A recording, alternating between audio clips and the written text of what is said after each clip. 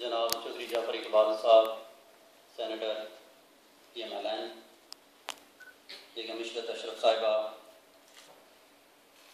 जनाब सैयद ज़हीर कादरी साहब, अख्तर चौधरी साहब, honourable minister for environment of Norway,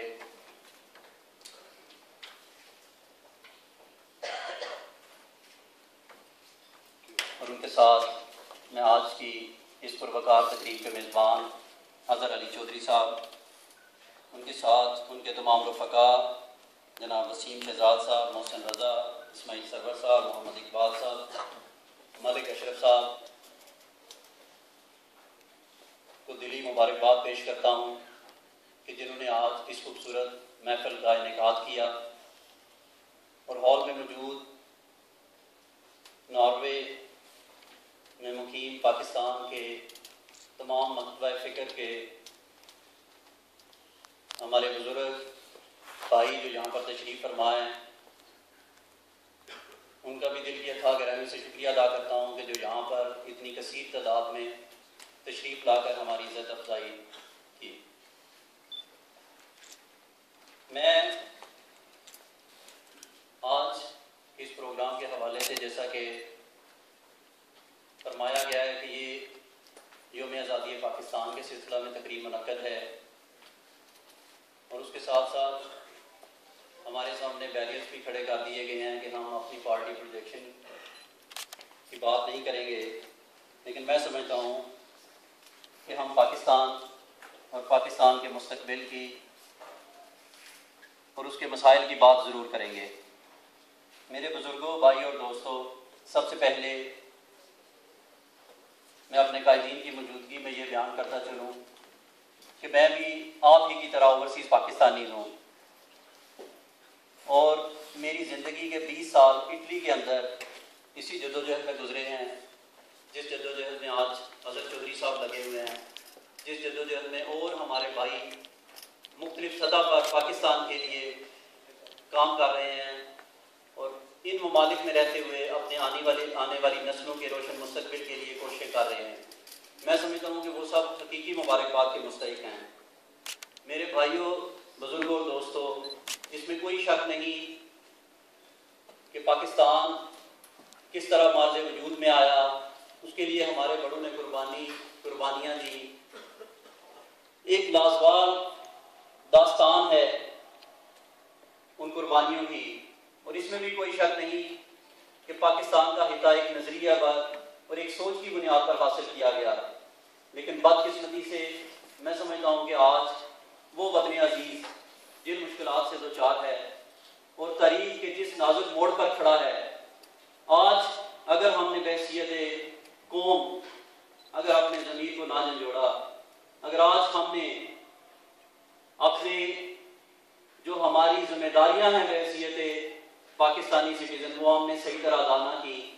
तो फिर मेरे भाइयों, आने वाली नस्लें कभी हमें माफ़ नहीं करेंगी। मैं आज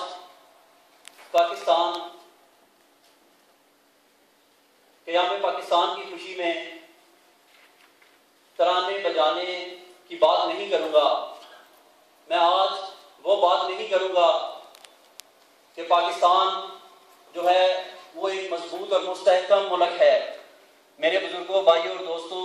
हकीकत में आज पाकिस्तान बहुत ही मुश्किल दौर से गुजर रहा है। जहाँ पर हमें बेशुमार मसाइल का सामना है, वहाँ पर आज पूरी पाकिस्तानी कौम जो है, जो मायूसी में डूबी हुई है, उसे रोशनी की किरण दिखाने की ज़रूरत है। इंशाअल्लाह ताला आप देखेंगे कि ये लीडरशिप जो है वो इंशाअल्लाह ताला पाकिस्तान को इन अंधेरों से निकाल कर इंशाअल्लाह जरूर रोशनी की तरफ लेकर जाएगी। मैं ये बात इसलिए नहीं करूँगा कि मेरा ताल्लुक इस सियासी जमात से है। मैं ये बात इसलिए करूँगा कि जो मेरा इंटरेक्शन इस वक्त अपनी लीडरशिप के साथ हुआ है, जो 20 साल यूरोप में गुजारने के बाद जो पाकिस्तान में जाकर हकीकी लीडरशिप उसके विजन को देखा है और वो उसकी कारकर्दगी को देखकर और उनकी सोच को देखकर मैं ये इंशाअल्लाह ताला दावे से कहता हूँ कि पाकिस्तान का मुस्तकबिल जरूर रोशन होगा। मैं आज जहाँ पर जो इस वक्त पाकिस्तान के दो बड़े मसले हैं, मैं उनका जहाँ पर बेशुमार मसाइल हैं, इस वक्त पाकिस्तान में मसाइल के अंबार हैं, लेकिन मैं दो मसले जो मेरे नज़दीक इस वक्त फौरी जिनके बगैर पाकिस्तान बिल्कुल ना तरक्की कर सकता है और ना ही एक मजबूत माशी मुल्क बन सकता है, वो है एनर्जी क्राइसिस और दूसरा दहशतगर्दी। मेरे भाइयों, आप जानते हैं कि माजी में जो कुछ पाकिस्तान के साथ हुआ और ये किस वजह से हुआ, अगर हमें, मैं माजरत के साथ कहूँगा, अगर हमारी लीडरशिप को इस चीज़ का इदराक होता तो आज पाकिस्तान 20-22 घंटे की लोड शेडिंग और अंधेरों में ना डूबा होता। आज पाकिस्तान में लॉ एंड ऑर्डर की ये सिचुएशन ना होती। तो चार है, इसमें कोई शक नहीं कि इसके कसूरवार हमारे हुक्मरान हैं। अगर हमें लीडरशिप सही मिली होती तो आज पाकिस्तान इन अंधेरों में ना डूबा होता। इस वक्त जरूरत इस अमर की है कि हम आपस में इत्तेफाक और इत्तेहाद के साथ पाकिस्तान को इन मसाइल से निकालने के लिए मुश्तरका कोशिशें करें। दूसरी तरफ पाकिस्तान के अंदर जो हमें दहशतगर्दी का सामना है, तो मेरे भाइयों, अगर हम इसी तरह दूसरों से डिक्टेशन लेते रहे, अगर हम इसी तरह एस्टेब्लिशमेंट के आलाकार बने रहे, तो ये दहशतगर्दी पाकिस्तान से कभी ख़त्म होने वाली नहीं। और मैं आपको यकीन दिलाता हूँ कि आज हमारी लीडरशिप जिन मुज़ाकरात की दावत दे रही है, अगर आप पाकिस्तान से हकीकी दहशतगर्दी का खात्मा चाहते हैं तो हमें किसी ना किसी सतह पर अपने इन लोगों से जो रास्ते से भटके हुए हैं उनसे बात करना पड़ेगी, उनको राह रास्त पर लाना पड़ेगा। उसके बगैर ये दहशतगर्दी ख़त्म नहीं हो सकती। मैं पुरुमीद हूँ इंशाअल्लाह ताला आप आने वाले वक्त में देखेंगे चंद सालों में पाकिस्तान से लोड शेडिंग का इंशाअल्लाह ताला खात्मा होगा। और जिस तरह से हमारी लीडरशिप इस पर काम कर रही है, वो दिन दूर नहीं कि पाकिस्तान के पास अपनी ज़रूरत से ज़्यादा बिजली होगी, पाकिस्तान में फॉरेन इन्वेस्टर भी आएगा, पाकिस्तान की इंडस्ट्री जो इस वक्त पाकिस्तान से बाहर जा चुकी है, इंशाअल्लाह ताला वो भी पाकिस्तान के अंदर आएगी और पाकिस्तान एक मजबूत मुआशी मुल्क बनेगा। इसके साथ साथ ओवरसीज़ पाकिस्तानियों के हवाले से मेरे भाई ने बात की। मैं ओस्लो आने से पहले स्पेन में था, वहाँ पर आपको पता है कि हमारी कम्युनिटी की कसीर तादाद तकरीबन 130,000 के करीब पाकिस्तानी जो हैं वहाँ पर रह रहे हैं और वहाँ पर भी कम्युनिटी के मसाइल हैं। मैं इस वजह से ये कहूँगा कि पूरे यूरोप के अंदर और मिडल ईस्ट के अंदर जो कम्युनिटी के मसाइल हैं, मैं उनको बखूबी जानता हूँ क्योंकि मेरा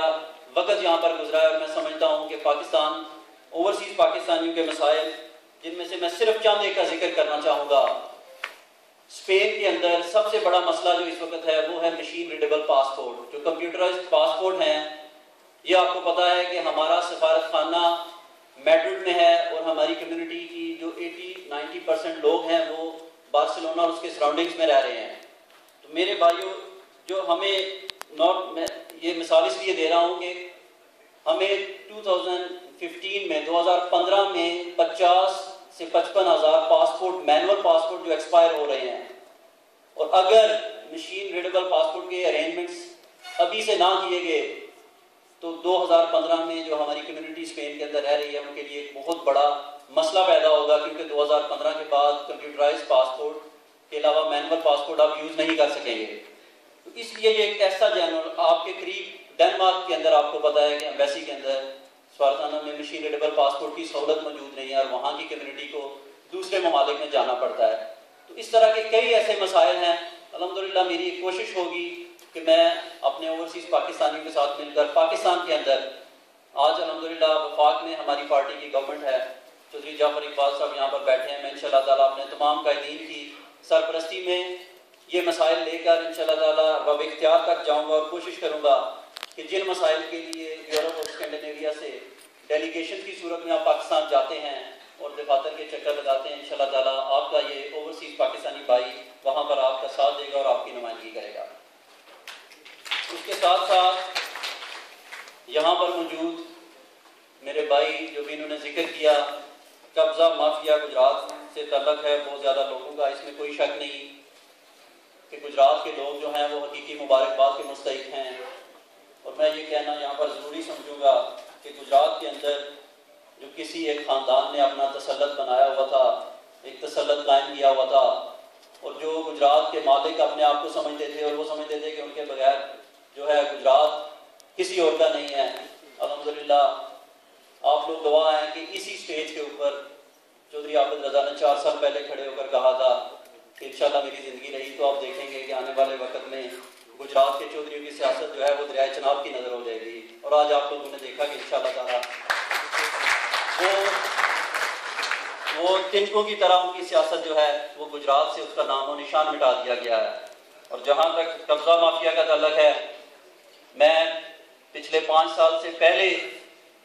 बेशुमार कब्जे हुए हैं और मैं जानता हूँ कि ओवरसीज़ पाकिस्तानियों के साथ किस किस तरह की ज्यादतियाँ हुई हैं,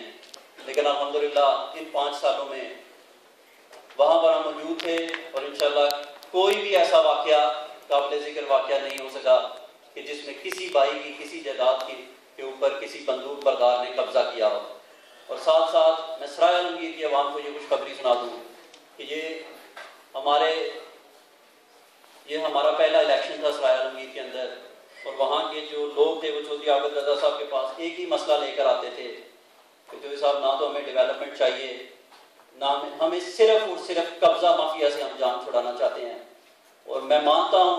कि पिछले दौर में भी सराय आलमगीर के अंदर कब्जे हुए हैं और आज अल्हम्दुलिल्लाह मुस्लिम लीग नून की गवर्नमेंट और हमने अपने कायदीन के विजन को लेकर चलते हुए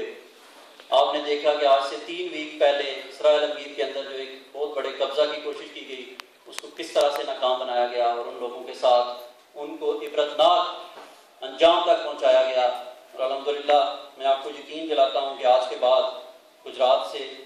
कब्जा माफिया का नाम हमेशा के लिए मिटा दिया जाएगा। बल्कि इसके साथ साथ मैं ये कहना चाहूँगा कि आप लोग जो हैं, क्योंकि मोस्टली लोगों का तलक ज़्यादातर लोगों का हमारी कॉन्स्टिट्यूंसी तहसील खारियाँ और डिस्ट्रिक्ट गुजरात से है,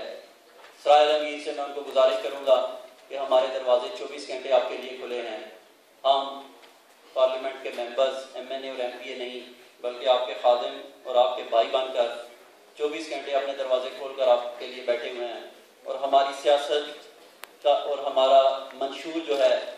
वो सिर्फ एक ही लफ्ज़ पर है, वो है खिदमत। और अल्हम्दुलिल्लाह इस खिदमत के मिशन को लेकर और अपनी लीडरशिप के विजन को लेकर हम पाकिस्तान की तमीर और तरक्की में इंशाल्लाह मुस्बत किरदार अदा करते रहेंगे। बहुत बहुत शुक्रिया आप सबका।